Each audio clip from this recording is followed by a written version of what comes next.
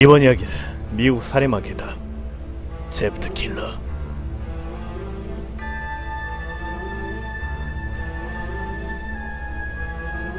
어떤 지방 신문에서 발췌한 글.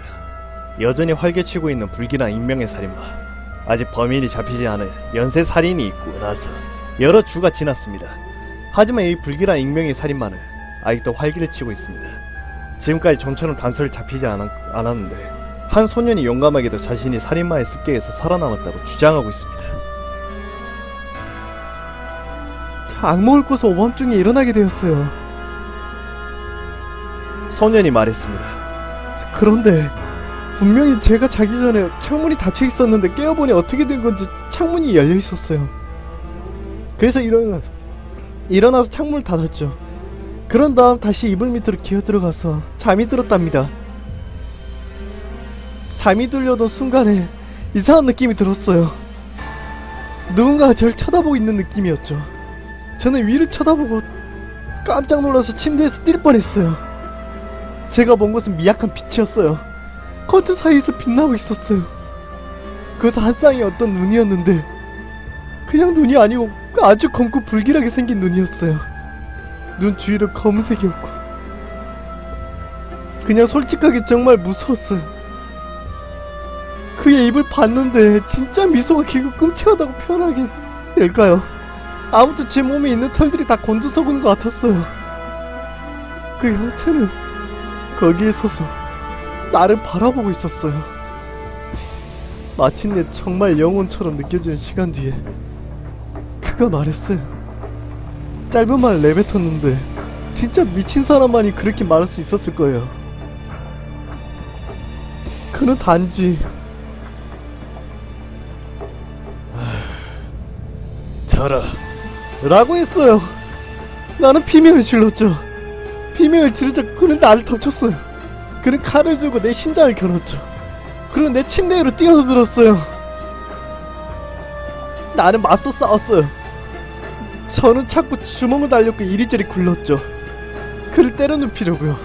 그때 아빠가 방을 뛰어들어왔어요. 그 남자가 아빠를 향해 칼을 던졌고 아빠 어깨에 박혔어요. 이웃 중에 한 명이 경찰을 부르지 않았더라면 그 남자는 아빠를 죽였을 거예요. 경찰은 주차장으로 들어섰고 문으로 들어왔어요. 그 남자는 몸을 돌리고 복도를 달려나갔어요. 저는 유리를 깨지는 듯한 뭔가 박살나는 소리를 들었어요. 내가 방에서 나오자마자 방 뒤쪽에 나있는 창이 박살나있는 것이 보였어요. 저는 그 박살나있는 창 사이로 그가 멀리 사라져가는 것을 보려고 했어요. 한 가지 확실히 말씀드릴 수 있어요. 저는 그 얼굴 절대 잊지 못할 거예요. 그 차갑고 악한 눈, 그리고 미친 듯한 미소, 그것들은 내 머리에서 절대 떠나가지 않을 거예요. 경찰은 아직도 이 남자에 대한 수사를 진행하고 있습니다.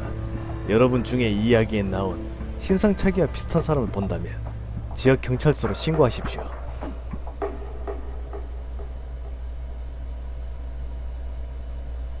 제프와 그의 가족은 방금 새로운 동네로 이사왔다. 그의 아버지가 직장에서 승진을 했고 그의 가족들은 더 질 높은 동네에서 사는 것이 최선이라고 생각했기 때문에 제프와 그의 형제 리오는 불평할 거리가 없었다. 더 나은 새집이다. 불평할 게 뭐가 있는가? 사랑스럽지 않는가? 가족들이 짐을 풀고 있을 때 한 동네 이웃이 집에 들렀다. 안녕하세요. 그녀가 말했다. 저는 바바라예요. 저는 이 집 건너편 집에 살아요. 그러면 저와 제 아들을 소개해야겠군요. 그녀는 뒤돌아서 건너편에 있는 아들을 불렀다. 빌리! 이분들이 새로 오신 이웃들이야. 빌리는 안녕이라고 말하고 다시 집 마당으로 놀러가 버렸다. 그럼 제프의 엄마가 말했다. 네, 저는 마가렛이에요. 그리고 이 사람은 제 남편 피터고요. 그리고 제 아들은 제프와 리우예요.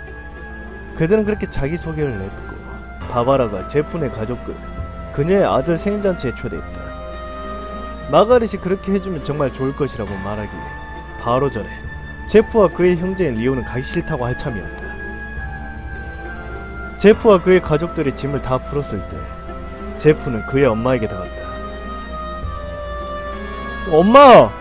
왜 우리가 그의 생일 파티에 가야 돼? 저 엄마가 모르시나 본데 나 그렇게 멍청한 애 아니거든? 제프! 엄마가 말했다. 우리는 오늘 여기 이사 왔어. 우리는 우리가 이웃들과 어울리고 싶다는 걸 보여줘야 해. 그러니까 우리는 그 파티에는 가는 거고 이게 마지막이 될 테니까 걱정 마. 제프는 뭔가를 말하려다 말았다. 그가 아무것도 할 수 없다는 것을 알았기 때문이다. 엄마는 뭔가를 말할 때 맨날 이번이 마지막이라고 했다. 그는 방으로 올라가서 침대에 몸을 던졌다. 갑자기 이상한 기분이 들었고 그는 천장을 쳐다보았다. 고통스럽지 않았지만 이상한 기분이었다. 그는 그냥 어쩔 때 느끼는 아무것도 아닌 기분이라고 생각해버렸다. 엄마가 그의 물건을 가지고 가라는 소리가 들렸다. 그리고 그것을 가지러 내려갔다. 다음날 제프는 아침을 먹고 학교에 가려고 1층으로 내려왔다. 앉아서 밥을 먹으면서 그는 다시 한번 그 이상한 기분을 느꼈다. 이번에는 더 강하게 느껴지는 기분이었다. 약간 세게 끌어당겨지는 듯한 고통을 느꼈다. 그는 한 번 더 그 기분을 떨쳐버렸다. 그와 리우가 아침을 다 먹고 버스를 타려고 내려갔다. 그들이 앉아서 버스를 기다리고 있는데 어떤 스케이트보드를 타고 있는 아이가 그들에게 그들의 무릎 위 높이로 점프를 해왔다. 제프와 리우는 깜짝 놀라서 물러섰다. 야! 뭐하는 짓이야! 그 아이는 척지에서 제프와 리우를 바라보았다. 그 아이는 그의 스케이트보드를 차올려서 손으로 잡았다. 그 소녀는 한 12살쯤 되어 보였다. 제프보다 한 살 어린 것처럼 보였다. 그는 에어로 포스 테일 셔츠를 입고 찢어진 청바지를 입고 있었다. 그래 우리가 신선한 먹잇감을 찾은 것 같네. 갑자기 어디선가 두 명의 다른 아이들이 나타났다. 한 명은 빼빼 말랐고 한 명은 덩치가 컸다. 자 그럼 너희가 여기 새로 왔으니 우리 소개를 하지. 저쪽은 키스야. 제프와 리오는 마른 아이를 쳐다보았다. 2인자에게서나 볼 수 있을 법한 찌질한 얼굴이었다. 그리고 얘는 트로이야. 그들은 뚱뚱한 아이를 보았다. 뚱뚱보다 이 아이는 태어날 때부터 운동을 한 번도 안 한 것처럼 생겼다.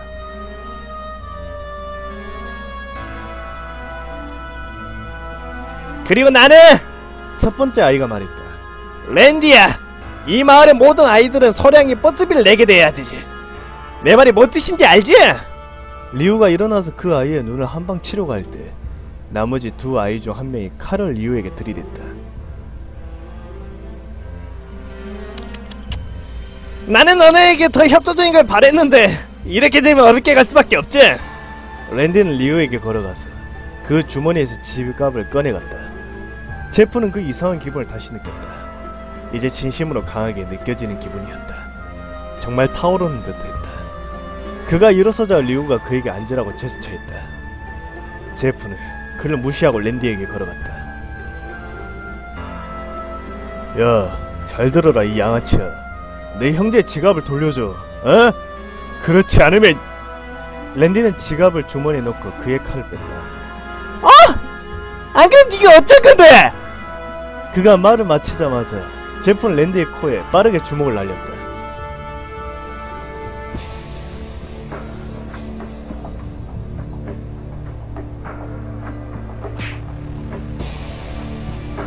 랜디가 코를 움켜쥐려고 할 때 제프는 그의 움켜쥐려는 손목을 꺾어버렸다. 랜디는 비명을 질렀고 제프는 그의 손에서 칼을 낚아챘다. 트로이와 키스가 제프에게 달려들었지만 제프는 무척 빨랐다. 그는 랜디를 바닥에다 던져버렸다. 키스는 제프를 휘갈겨버리려고 했다. 그러나 제프는 아래로 피한다. 그의 팔을 칼로 찔렀다.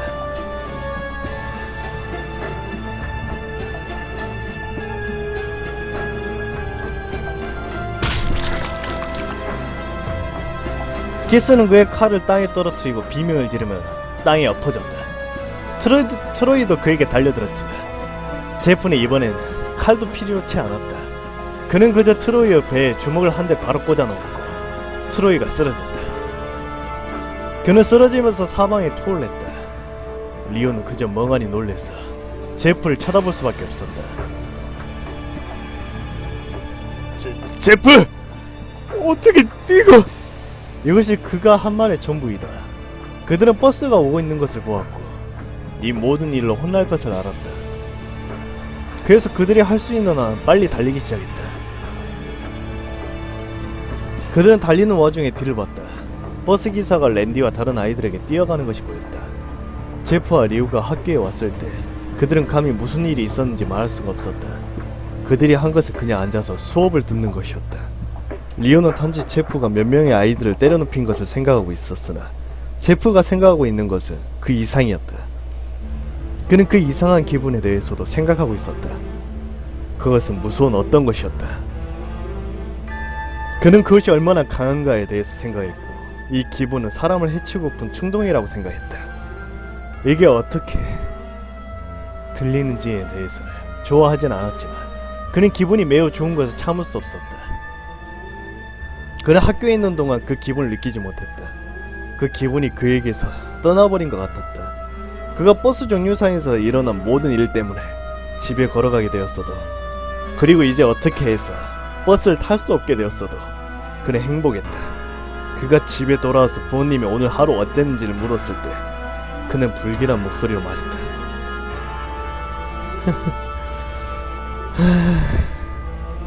정말 놀라운 일이었어. 그리고 다음날 아침 그는 누가 대문을 두드리는 소리가 들렸다.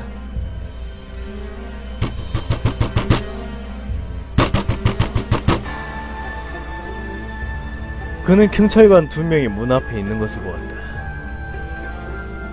그 엄마가 화가 난 얼굴로 그를 돌아보았다. 제프, 이 경찰관들은 네가 아이셋을 공개했다고 하더구나. 보통 싸움이 아니라 그들이 칼에 찔렸다고 하던데. 칼에 찔렸대, 아들아. 제프는 바닥에 주저앉았다. 이 행동을 보고 어머니는 그 사실이 진심임을 알았다.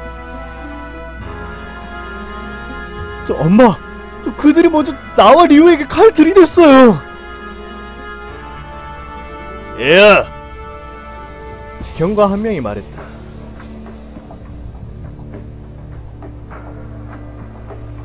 우리는 아이 3명 중 2명이 칼에 찔렸고 1명은 배에 타박상을 입었다.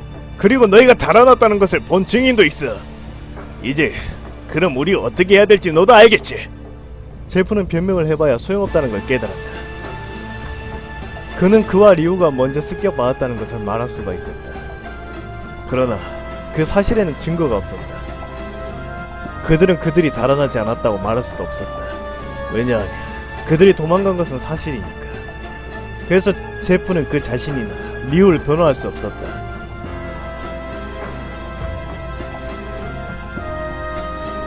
애야! 네 형제를 부르거라! 제프는 그러게 하지 못했다.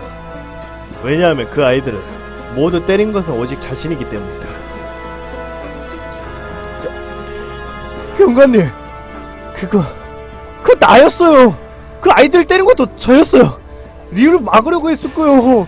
근데 그는 날 막을 수 없었어요. 경관은 그의 파트너를 보았고 그 둘은 고개를 끄덕였다.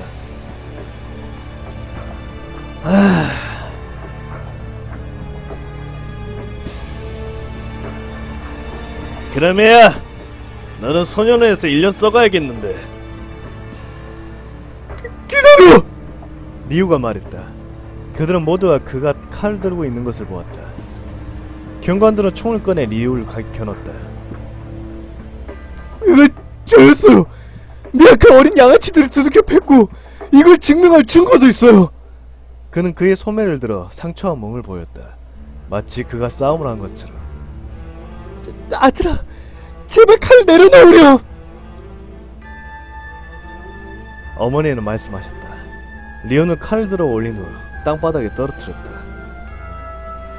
그는 그의 양손을 들고 경관에게 걸어갔다. 안돼, 리우. 그거 나야. 내가 그랬잖아. 제프의 눈에서 눈물이 나와 얼굴에 흐르고 있었다. 제프, 내가 한 일을 책임지려고 하고 있잖아. 어? 경관님, 저 데려가세요. 경관들은 리우를 경찰차에 태웠다. 리우, 그게 나라고 말해. 그들에게 말해 빨리. 내가 그 새끼들 때렸잖아. 제프의 엄마는 제프의 어깨에 손을 올렸다. 제프, 제발 거짓말할 필요는 없어. 우리 모두 그가 리우인 것을 알잖아. 너는 그만해도 돼. 제프는 경찰차에 리우를 싣고 가는 것을 힘없이 바라보았다.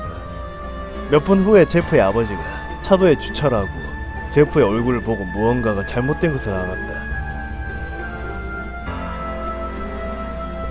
아들아, 이게 뭐니? 제프는 답을 하지 못했다. 그의 목소리는 너무 울어서 쉬어 있었다. 대신에 제프가 울고 있는 와중에 제프 엄마는 아빠에게 나쁜 소식을 알리기 위해서 집으로 데려왔다. 1시간쯤 지나 제프는 집으로 다시 들어왔고 충격받고 슬프고 실망한 듯한 부모님을 보았다. 그는 그들을 쳐다볼 수 없었다. 그는 그게 그의 잘못임에도 불구하고 부모님의 리오에 대해서 어떻게 생각할지를 생각하자 가책을 느꼈다. 그는 그냥 잠에 들었다. 모든 것을 떨쳐내려고 노력했다. 그로부터 이틀이 지났다. 소년원에 있는 리오에 대한 소식은 없었다. 어떤 친구와도 놀지 않았다. 슬픔과 죄의식만 있을 뿐이었다. 그리고 나서 토요일에 제프는 엄마의 행복하고 밝은 미소를 보고 잠을 깼다. 제프, 오늘이 그날이야. 그녀는 그의 방으로 빛이 들어오게 커튼을 걷으며 말했다. 오늘 무슨 날인데? 제프가 몸을 비틀며 일어나며 물었다. 왜? 오늘이 빌리의 생일 파티잖아. 그는 이제 완전히 일어났다. 엄마, 좀 너무나는 거 맞지? 엄마, 내가 그 일이 있고 나서도 거기에 가기를 바라는 거야? 우리 그런 일이 있었는데. 긴 정적이 흘렀다. 제프, 우리 모두 무슨 일이 있었는지는 알아. 나는 이 파티가 과거를 새롭게 밝혀줄 거라고 생각해. 이제 옷 입어. 제프 엄마는 치장을 하고 준비를 하기 위해 방을 나가 아래로 내려갔다. 제프는 일어나려고 애를 썼다. 그는 아무 셔츠나 골라입고 청바지를 입고 아래로 내려갔다. 그는 엄마와 아빠가 근사하게 차려입는 것을 보았다. 엄마는 드레스를 입었고 아빠는 양복을 입었다. 그는 생각했다. 왜 애들 파티에 가는데 부모님이 저렇게 근사하게 차려입지? 아들아! 그렇게만 입고 갈 거야? 제프의 엄마가 말했다. 너무 많이 걸치는 것보단 낫죠. 그가 말했다. 그의 엄마는 소리를 지르고 싶은 것을 참고 미소로 감췄다.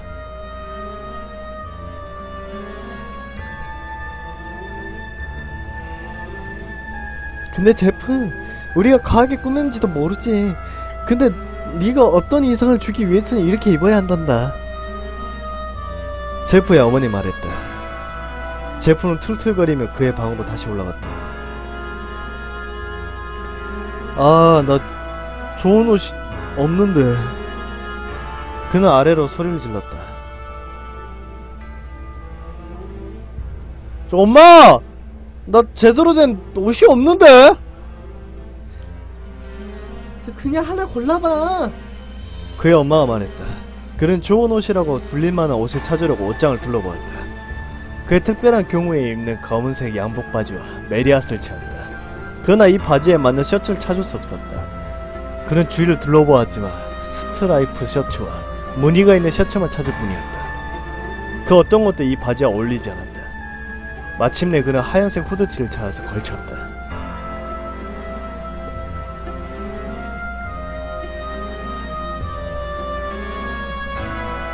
너 그거 입었니? 제프의 아버지께서 말했다. 그리고 제프의 엄마는 시계를 보았다. 이런, 바꿔 입을 시간이 없다. 그냥 가자. 그녀가 제프와 그의 아빠를 문 앞으로 몰면서 말했다. 그들은 거리를 건너 바바라와 빌리의 집으로 갔다. 그들의 문을 두드리자 바바라가 나왔다. 바바라는 제프의 부모님처럼 너무 과도하게 멋을 냈다. 제프네 가족이 집에 들어서자 제프 눈에 보이는 건 온통 어른들 뿐이었다. 아이들은 없었다.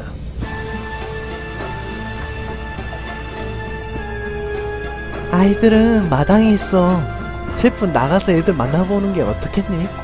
바바라가 말했다. 제프는 아이들로 가득 찬 마당으로 걸어갔다.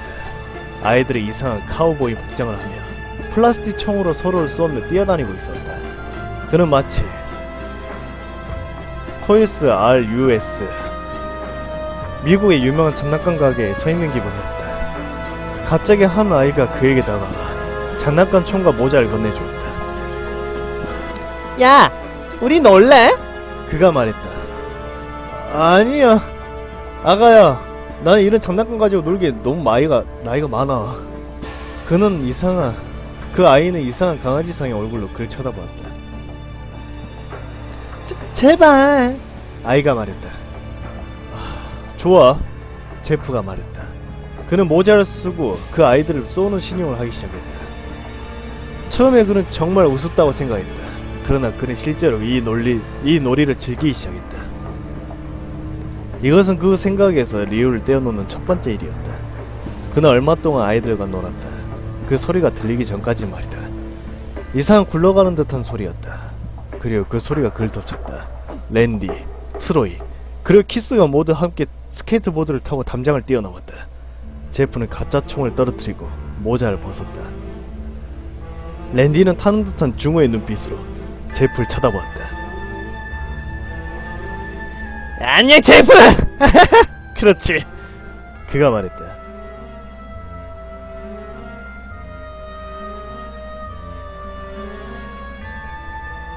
우리는 아직 끝나지 않는 일이 있잖아!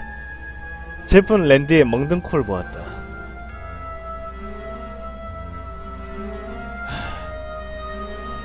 나는 우리가 센셈이라고 보는데 나는 너를 졸라 팼고 너는 나의 형제를 소년원에 보냈잖아. 랜디의 눈은 화나 보였다. 아니야! 나는 그 센셈이라고 안 쳐! 나는 너를 이길 거야! 그날 네가 우리 엉덩이를 걷어찼을지는 모르지만 오늘은 아니야! 랜디는 이 말을 마치자마자 제프에게 달려들었다. 그들은 둘 다 땅바닥에 엎어졌다. 랜디는 제프의 코에 주먹을 날렸다. 그리고 제프는 랜디의 양쪽 귀를 잡고 박치기를 했다.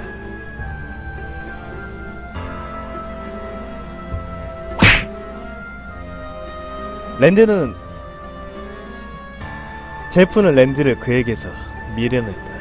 그리고 둘 다 일어났다.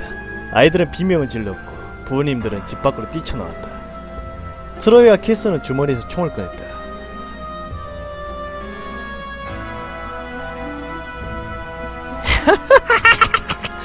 방향이만 해봐! 너희들 배가 날라갔잖아! 그들이 말했다. 랜디는 제프에게서 칼을 겨눠서 제프의 어깨를 찔렀다.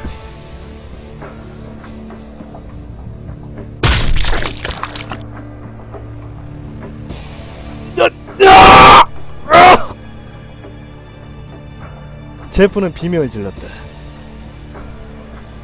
그리고 무릎을 꿇었다. 랜디는 제프의 얼굴을 걷어차기 시작했다.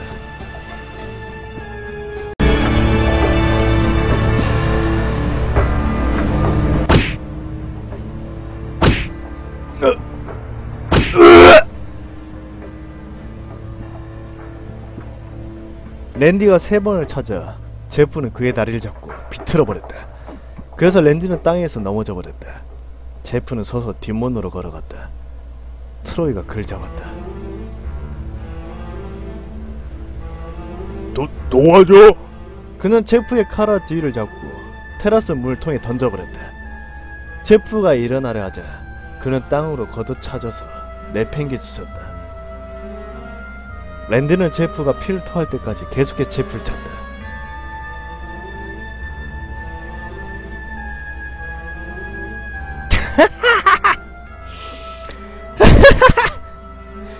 제프야! 이리와! 나와 싸우자! 그는 제프를 들어서 부엌으로 던져버렸다. 랜디는 카운터에 있는 보드카 한 병을 집어서 제프의 머리 위로 보드카 병을 내리쳤다.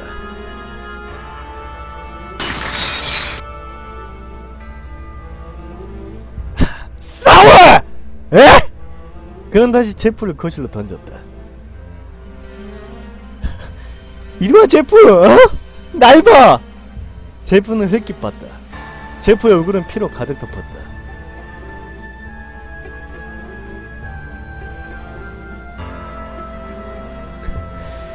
내가 내 형제를 소년에 보낸 건 바로 그 사람이라고. 어? 여기서 그냥 앉아서 네 형제가 소년에서 1년 동안 썩 들어 놔둘 거야. 너는 창피한 줄 알아 해. 어? 그리고 제프는 일어났다. 마침내 네가 일어서는구나. 어? 제프는 얼굴이 보드카와 피에 덮친 채로 일어섰다. 다시 한번 그는 이상한 기분을 느꼈다. 오랫동안 느끼지 않았던 그런 느낌이었다. 야, 결국에 일어났네. 그리고 랜드가 제프에게 달려가면서 말했다. 그때 그게 일어났다. 제프 안에 있는 어떤 것이 부러졌다. 그의 정신은 파괴되었다. 모든 이성적인 사고가 맛이 가버렸다. 그가 할 수 있는 것은 오로지 죽이는 것뿐이었다. 그는 랜디를 잡아서 땅에 말뚝 박아버렸다. 그는 랜디 위에 앉아서 주먹으로 심장을 가격했다.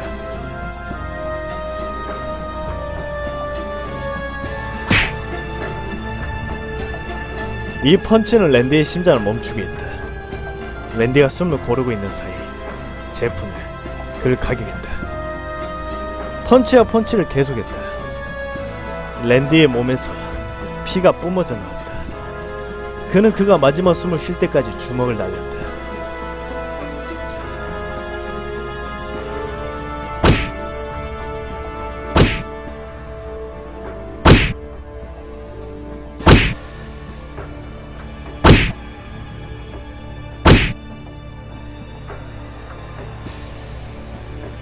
그리고 랜디가 죽었다. 모든 사람이 이제 제프를 바라보고 있다. 부모들, 우는 아이들, 심지어 트로이와 키스까지도. 비록 트로이와 키스는 보는 것을 멈추고 제프를 향해 총을 겨눴다. 제프는 그에게 총이 겨눠진 것을 보고 계단으로 달려갔다.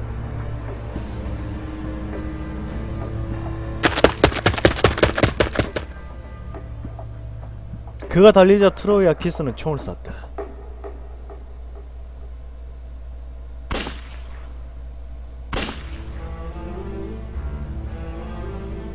총알은 제프를 맞추지 못했다. 제프는 계속 계단을 올랐다. 그에게 트로이와 키스가 따라오는 소리가 들렸다. 그들이 마지막 총알을 썼을 때 제프는 욕실로 숨었다.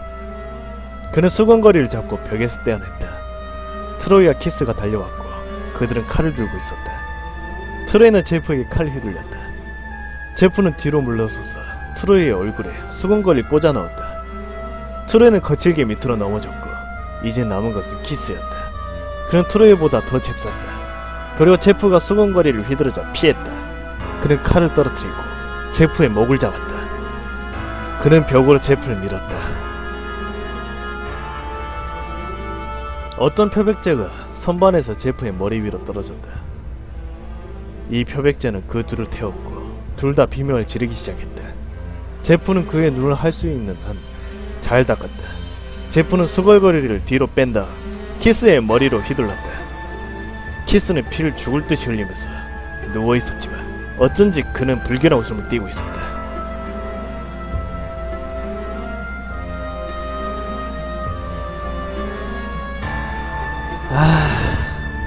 야, 뭐가 웃기냐?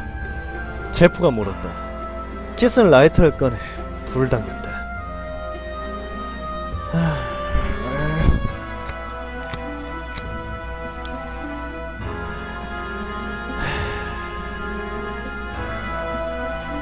웃긴 점은 그가 말했다.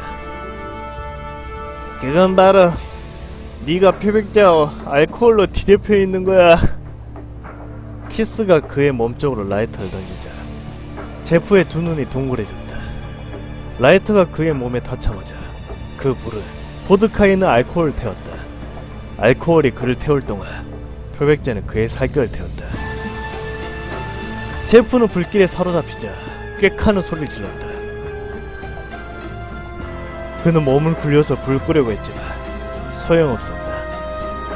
알코올이 그를 걸어다니는 거대한 불로 만들어버렸다. 그는 복도를 내려갔고 계단에서 굴러 떨어졌다. 모두들 제프를 보자마자 비명을 질렀다.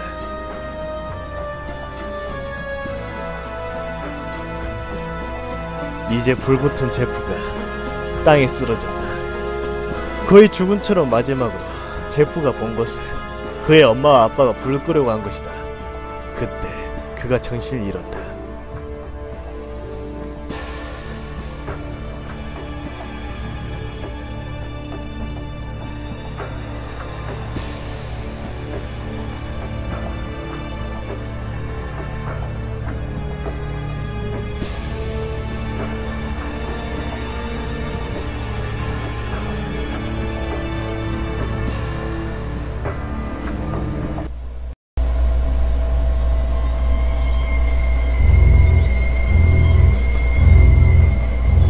제프는 일어났고 그의 얼굴에는 붕대가 감겨져 있었다. 그는 어떤 것도 볼 수 없었다. 그러나 그는 그의 어깨에 감긴 붕대를 느낄 수 있었고 그의 온몸에 있는 바늘땀을 느낄 수 있었다. 그는 바로 서려고 했지만 그의 팔에 튜브가 꽂혀있는 것을 알았다. 그리고 그가 일어나려고 할 때 그 튜브가 떨어졌다. 한 간호사가 달려들어왔다. 아직 침대에서 일어날 상태가 아니에요. 그냥 다시 주사바늘을 꼽으며 말했다. 제프는 앞이 보이지 않아 주변에 뭐가 있는지도 모른 채로 침대에 앉아 있었다. 몇 시간이 지난 뒤 그는 그의 엄마 말소리가 들렸다.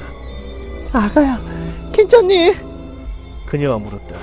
제프는 답하지 못했다. 그의 얼굴은 덮여 있었고 그래서 말하지 못했다. 아가야, 내가 좋은 소식이 있단다. 모든 목격자들이 랜디가 너를 공격하려고 했었다는 증언을 했어. 경찰들은 리우를 풀어주기로 했어. 제프는 깊어서 일어나려고 했지만 튜브가 손에 빠지는 것을 알고 중간에 멈췄다. 그래, 내일 올 거야. 그리고 너희 둘은 다시 만날 수 있을 거야. 제프의 엄마는 제프를 안고 나서 잘 있어라고 말했다. 2주가 지난 뒤 제프의 가족들이 다시 찾아왔다. 그 다음 제프를 감싸고 있던 붕대를 풀어야 하는 날이 왔다. 그의 가족들은 그가 어떤지를 보려고 모두 모였다. 의사들이 붕대를 풀 때 모두 긴장했다. 그들은 커버를 덮고 있던 모든 붕대가 모두 거의 제거될 때까지 기다렸다. 최선을 기다려 봅시다. 의사가 말했다. 그는 재빨리 천을 당겼다. 제프의 얼굴을 덮고 있던 마지막 것이 떨어져 나갔다. 제프의 엄마는 제프의 얼굴을 보고 비명을 질렀다.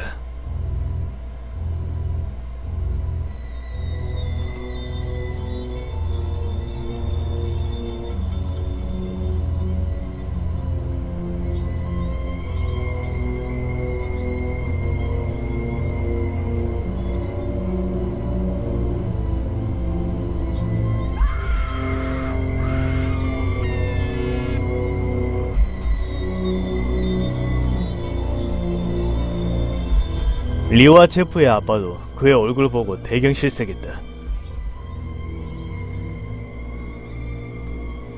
뭐야? 내 얼굴이 어떻게 생겼길래? 제프가 말했다. 그는 침대에서 뛰어내려서 화장실로 들어갔다.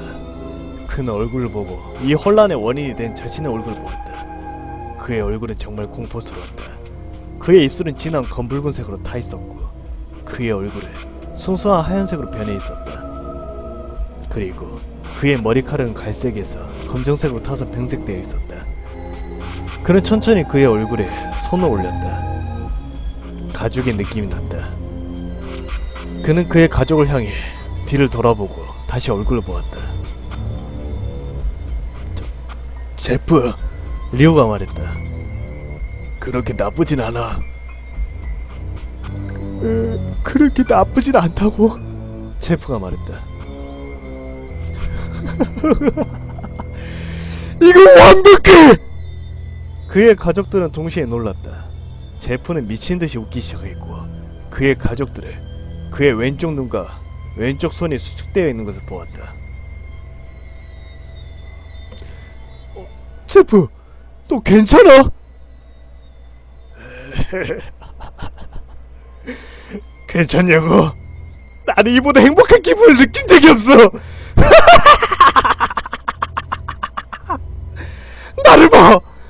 얼굴은 나와 완벽하게 어울려. 그는 웃음을 멈추지 않았다. 그는 그의 얼굴을 두들기듯 만지며 느꼈다.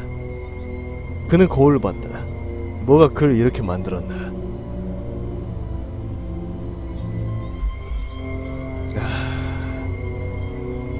당신은 제프가 랜디와 싸울 때 제프의 마음에 무언가가, 그의 분별력이 끊어진 것을 기억할 것이다. 이제 그는 미친 살인기계일 뿐이다. 그러나 그의 부모는 그것을 몰랐다. 의사 선생님, 제프의 엄마가 말했다. 내 아들 괜찮나요? 그게 말이에요. 머리가 괜찮나요?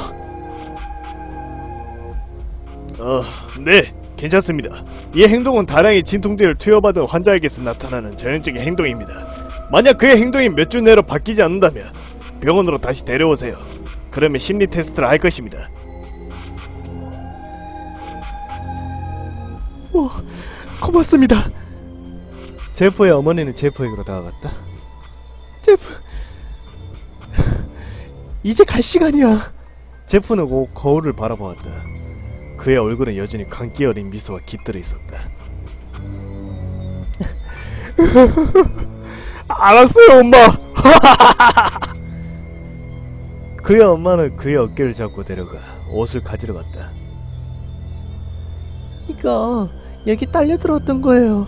카운터에 있던 아가씨가 말했다. 제프의 엄마는 그녀의 아들이 입었던 검은 양복 바지와 하얀 후드티를 내려다보았다.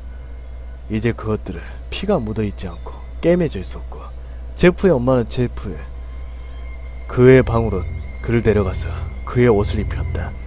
그 다음 가족들은 함께 떠났다. 그들은 그것이 그들의 인생의 마지막 날인지 몰랐다. 그날 저녁, 제프의 엄마는 화장실에서 나는 소리에 잠을 깼다. 그것은 누군가가 우는 소리였다. 그녀는 그것이 무슨 소리인가를 알아보기 위해 천천히 그쪽으로 걸어갔다. 그녀가 화장실을 살펴봤을 때 공포스러운 광경과 마주했다. 제프가 칼을 가지고 그 뺨에 미소를 새기고 있었던 것이다. 제프, 너 도대체 뭐하니? 엄마가 물었다. 제프는 그의 엄마를 넘어다 보았다. 나 웃는 것을 멈출 수 없어요. 엄마, 이거 당분간 좀 아플지 몰라도 이제 저 영원히 웃을 수 있어요. 제프의 엄마는 그의 눈이 까만 고리가 끼워진 것처럼 생긴 것을 보았다. 제프, 네 눈이... 그의 눈은 절대로 감아지지 않는 것처럼 보였다. 내 얼굴을 볼 수 없어서요. 내가 피곤해서 눈을 감아버리거든요. 그래서 내 눈꺼풀을 태워버렸어요. 이제 나는 나를 영원히 볼 수 있어요. 내 새로운 얼굴을요. 제프의 엄마는 서서히 물러나기 시작했다. 그녀는 그 아들이 미쳤다는 것을 알았다. 뭐가 문제인가요? 엄마, 나 아름답지 않아? 그래 아들아, 그녀가 말했다. 너는 아름다워. 내가 아빠를 데려올게. 그러니까 아빠도 네 얼굴 봐야지. 그녀는 방으로 뛰어들어가 제프의 아빠를 흔들어 깨웠다. 자기야, 우리 제프가 이상해진 것 같아. 우리 제프... 그녀는 문간에 있는 제프가 칼을 들고 있는 것을 보고 말을 멈췄다. 엄마는 거짓말했어. 그것이 그들이 들은 마지막 소리였다. 제프가 그들을 향해 칼을 들고 뛰어왔기 때문이다. 제프는 둘의 배를 찔렀다.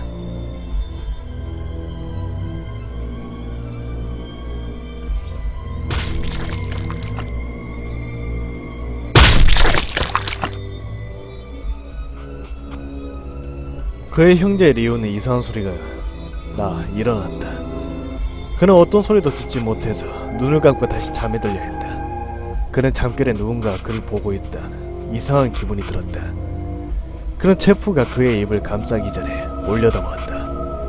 제프는 서서히 칼을 들어 올려 리우에게 내려 꽂으려고 했다. 리우는 제프의 손아귀에서 벗어나려고 이리저리 몸부림쳤다.